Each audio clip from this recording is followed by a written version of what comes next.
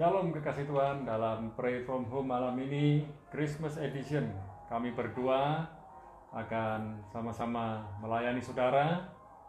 Mari kita terlebih dahulu berdoa. Bapa, di dalam nama Yesus, kami bersyukur malam ini kami ada sebagaimana kami ada, itu karena kemurahan-Mu.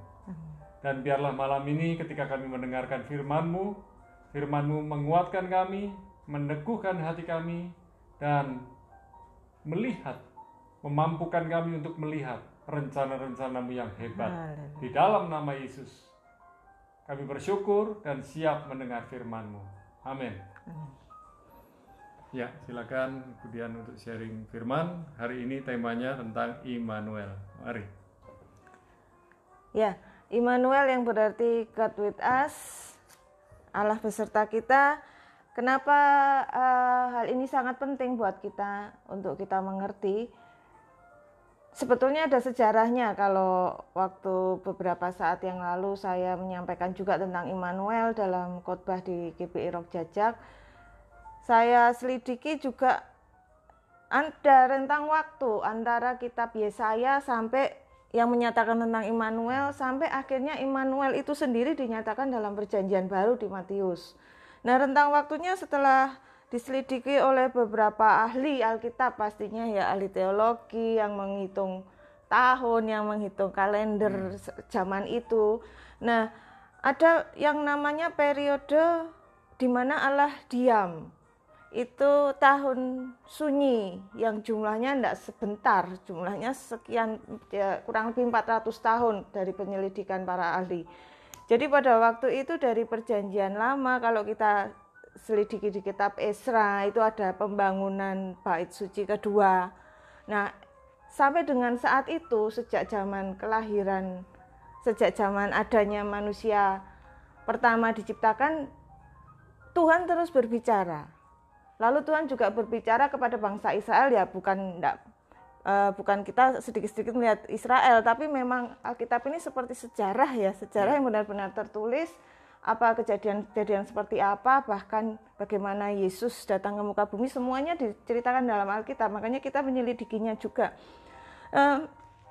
Jadi dari sejak zaman dulu nabi-nabi dipakai Tuhan untuk menyatakan isi hatinya, menyatakan kehendaknya kepada umat Israel waktu itu, sejak zaman nabi-nabi. Nah, tapi sampai dengan pembangunan bait suci kedua selesai, itu Tuhan, setelah itu Tuhan tidak lagi berbicara kepada nabi-nabi. Jadi rentang waktu antara kitab terakhir itu sampai dengan Matius mungkin cukup lama, ya. Sangat lama, dan bahkan disebut sebagai periode intertestamental. Kalau diselidiki di Alkitab oleh para ahli teolog, 400 tahun di mana Allah benar-benar diam, periode sunyi, sepi. Nah, selama periode itu bangsa Israel ini mengalami sesuatu yang kosong, yang hampa, yang sunyi sekali tanpa kehadiran Allah. Mereka merasa, oh, begini ditinggal Allah. Jadi pada waktu itu Israel dijajah Persia. Memang Israel sudah dijajah Persia sebelumnya. Ada Raja Darius, Artasasta, sampai akhirnya diizinkan pulang kembali ke Israel, pulang kembali ke Kanaan, membangun bait suci kedua. Nah, setelah itu periode penjajahan diganti oleh bangsa Yunani.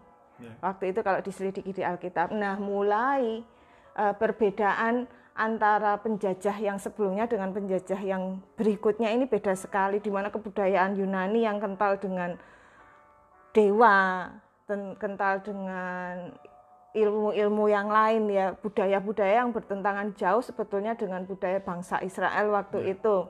Nah, ini mulai ada badai, mulai ada memang masih diberikan kebebasan beribadah, tapi diatur, ditekan, dan bahkan dibikin bagaimana seperti bangsa Yunani waktu itu, bangsa Yahudi diatur. Bahkan kitab bahasa Ibrani pun ditranslate, diubah ke bahasa Yunani, ya, sehingga kadang-kadang kita dengar para hamba Tuhan menerjemahkan dalam bahasa aslinya Ibrani atau dalam bahasa Yunani seperti itu, yang terkenal dengan kitab Septuaginta. Nah, itu dalam translate-nya ke bahasa Yunani. Nah, bangsa Israel mulai terjajah, tercemar, dan ibadah mulai dikekang. Lalu kemudian masuk bangsa Roma menggantikan penjajahan bangsa Yunani. Yang kita kenal raja-rajanya diberi nama Herodes. Ya. Itu setiap raja diberi nama Herodes Ya, itu ya. betul. Berarti seperti Firaun di Mesir ya. Ya. Setiap rajanya pasti namanya Firaun gelarnya. Nah, Herodes, lalu yang terjadi pada bangsa Israel sudah tidak mendengar suara Tuhan, tidak ada nabi-nabi. Lalu mereka semakin ditekan, bahkan pemerintahan Roma ini terkenal kejam ya, pajak besar, dan di situ kemudian muncul orang-orang Farisi, ahli Taurat, orang Farisi Saduki.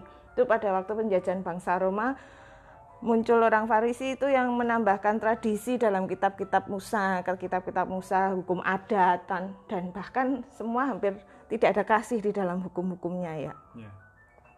Lalu kalau orang Saduki, gerombolan bangsawan kaya yang hanya mengakui Taurat dan bahkan menolak nubuatan Nabi tentang kebangkitan.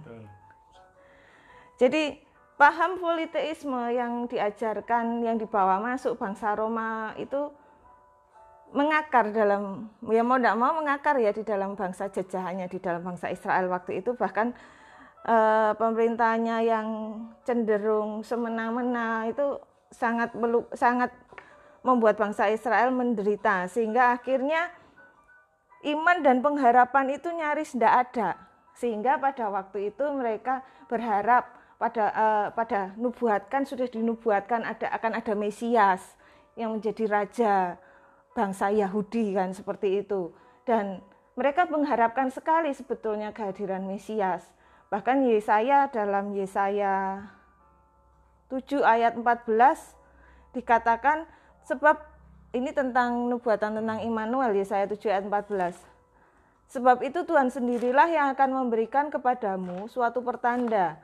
Sesungguhnya seorang perempuan muda mengandung dan akan melahirkan seorang anak laki-laki, dan ia akan menamakan dia Immanuel. Jadi sebetulnya mereka ini, bangsa Israel, mengharapkan terjadinya nubuatan-nubuatan dari para nabinya sebelumnya. Jadi kehadiran Yesus sebetulnya waktu itu sangat-sangat diharapkan. Tapi rupanya mereka mengharapkan seorang raja yang kelihatan, yang akan menyelamatkan bangsa Israel. Ya, mungkin saat itu mereka mengharapkan seperti raja-raja sebelumnya, Saul, Daud, Salomo, yang gagah perkasa semua, yang hampir selalu memenangkan setiap pertempuran, mengusir semua bangsa-bangsa yang ingin menjajah Israel. Nah, pada akhirnya periode 400 tahun sunyi, itu 400 tahun di mana Allah diam itu, dan karena mungkin juga bangsa Israel sudah saking menderitanya, dan mungkin juga sudah sesuai nubuatan nabi-nabi sebelumnya dan yang dijanjikan Allah sendiri, pada akhirnya setelah melewati 400 tahun periode sunyi itu, Allah kembali berbicara. Yang pertama kita kenal dalam Alkitab itu Tuhan berbicara kepada Imam Zakaria yang mengatakan tentang istrimu akan mengandung, nanti anakmu akan mendahului, ya mengisahkan tentang bahwa anaknya akan lahir, nanti mendahului Yesus. Seperti itu yang seperti Bapak Ibu sering baca di Alkitab, bagaimana malaikat Tuhan mendatangi Zakaria sampai Zakaria yang tidak percaya menjadi bisu itu ya. Itu periode di mana Tuhan kembali berbicara, Allah kembali berbicara melalui malaikat. Itu seperti menjadi jawaban sebetulnya dari kerinduan bangsa Israel. Nah, sampai pada akhirnya malaikat pun berbicara kepada Yusuf, kalau di Matius berbicara juga kepada Maria ya, beberapa bulan setelah berbicara kepada Zakaria, lalu Elizabeth mengandung, lalu malaikat Tuhan juga berbicara kepada Yusuf di Matius 1 ayat 23, sesungguhnya anak darah itu akan mengandung dan melahirkan seorang anak laki-laki, dan mereka akan menamakan dia Immanuel, yang berarti Allah menyertai kita.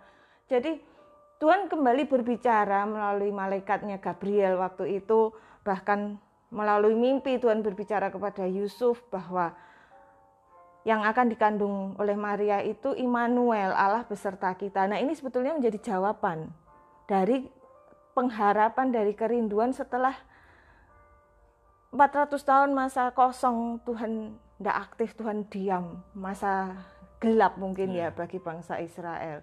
Dan itu tidak ada di Alkitab, disebut pun tidak ada ya, tapi menurut perhitungan para ahli teolog waktu itu. Jadi diperkirakan pula Tuhan Yesus kita lahir ke muka bumi di tahun ke-5, bukan abad ke-5 tapi tahun ke-5 sebelum Masehi.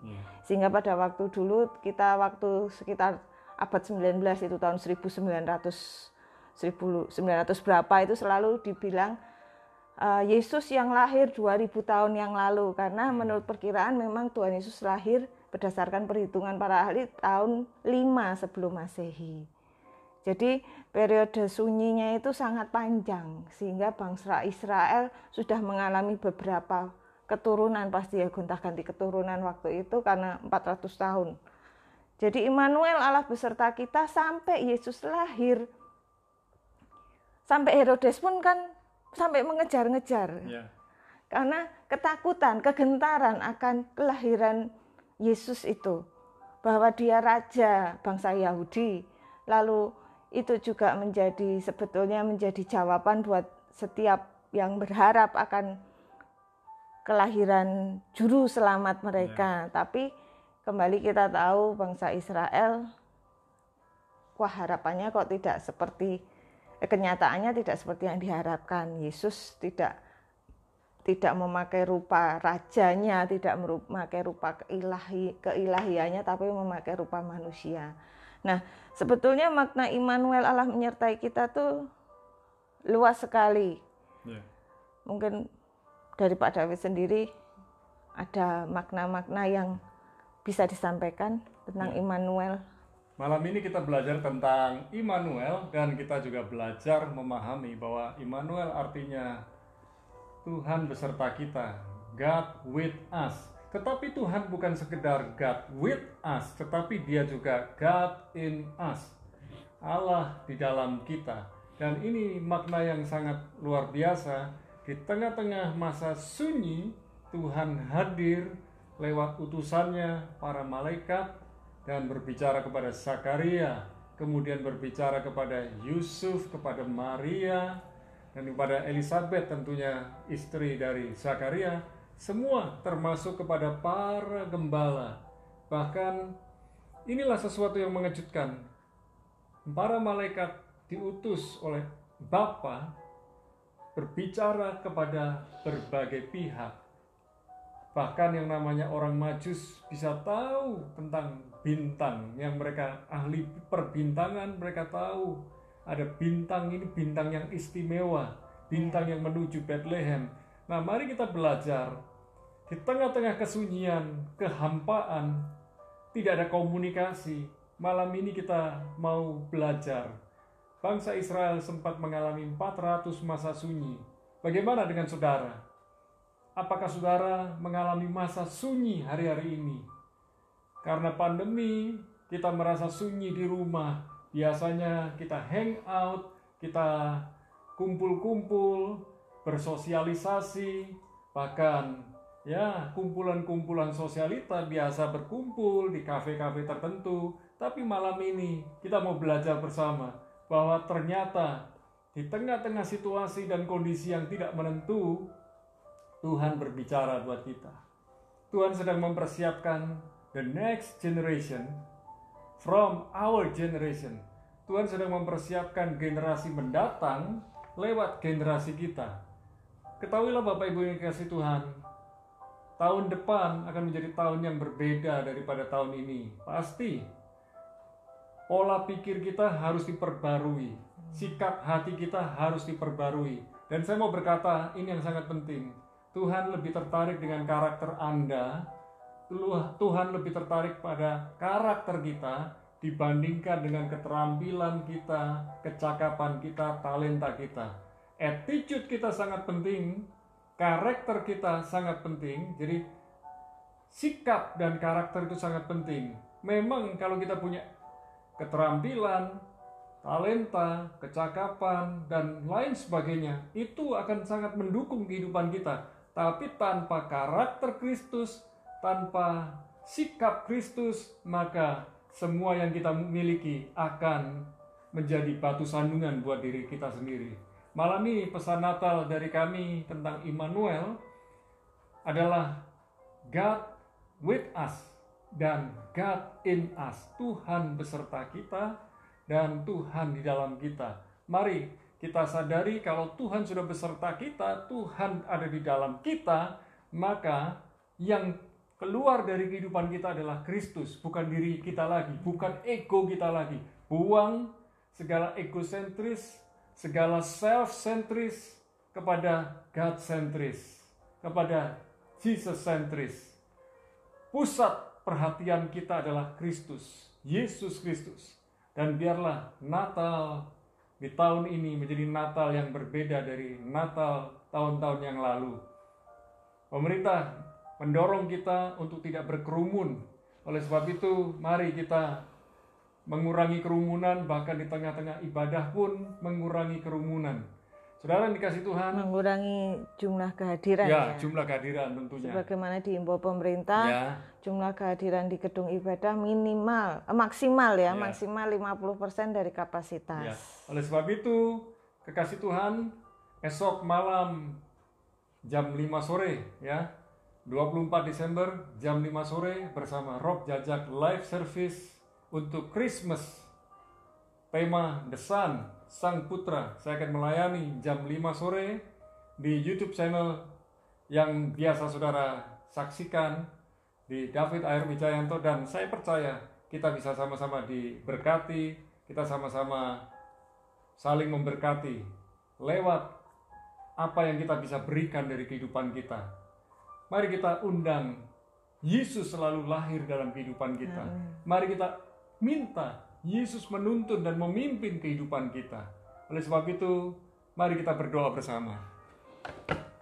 Bapa, di dalam nama Yesus, malam ini kami berdoa bersama para kekasih Tuhan dimanapun para kekasih Tuhan berada, baik yang ada di Jajak maupun yang ada di Banyuwangi, maupun yang ada di Indonesia, maupun di berbagai negeri dan benua. Malam ini kami berdoa, biarlah rahmat-Mu, berkat-Mu, pimpinanmu menuntun kami senantiasa Tuhan untuk melewati hari demi hari di dalam kebergantungan kami kepada Tuhan, di dalam keberserahan kami kepada Tuhan. Kami tidak tahu apa yang harus kami lakukan, tetapi yang kami tahu Tuhan ada di depan kami. Tuhan berperang ganti kami. Tuhan melindungi kami. Tuhan memimpin kehidupan kami. Dan Tuhan itu sungguh Immanuel. Tuhan menyertai kami dan Tuhan ada di dalam kami.